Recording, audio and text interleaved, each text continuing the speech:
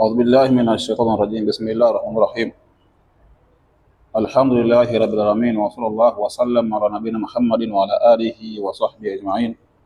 وبعد. Ndugu zangu, baada ya kumshukuru Mwenyezi Mungu Subhanahu wa Ta'ala pamoja na kumtakia rehema na amani mtume wetu Muhammad sallallahu alaihi wasallam, hapa leo tunaelezea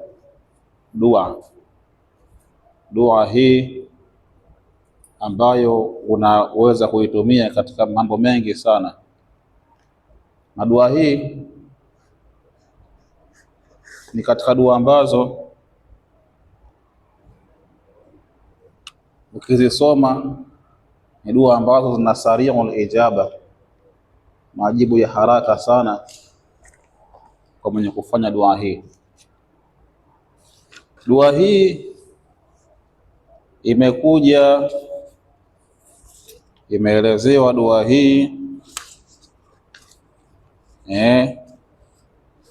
katika njia mbili.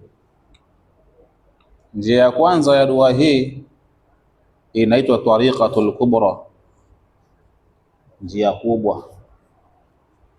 Lakini tuseme tukianza na njia ya kwanza, tuanze njia ya kwanza ni njia ndogo, tuianzie ndogo kwanza. Njia ya kwanza ya dua hii inaitwa tariqatus sughra, njia ndogo.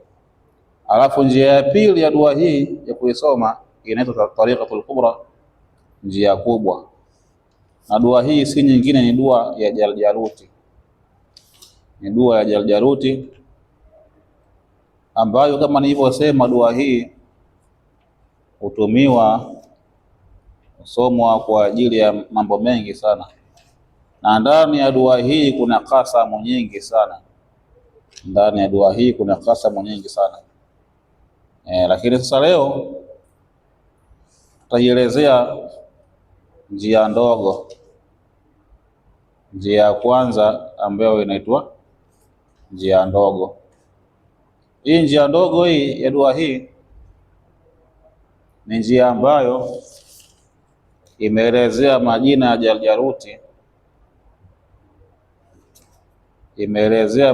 Jaljaluti,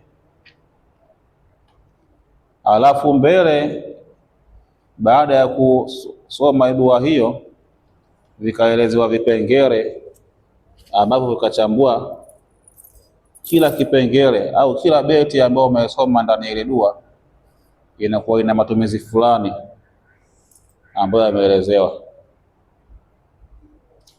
Sasa leo ama kidogo subiri niwaoneshe dua hii inavyoanza mpaka inavyoisha, alafu tuingie katika kipengele kingine inshallah.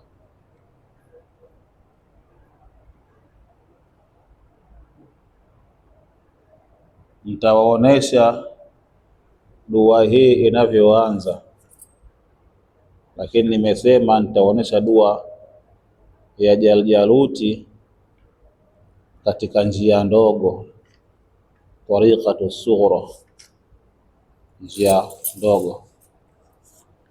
Dua hii ni hii hapa, tariqatu sughra. Hapa pameandikwa hapa tariqatu sughra, maana yake ni njia ndogo. Dua yenyewe ndio hiyo hapo.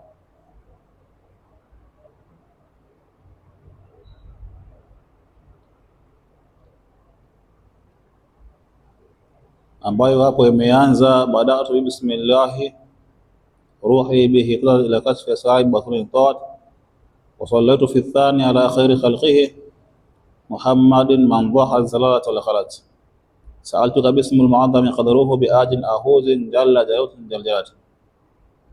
Sasa hii nakwenda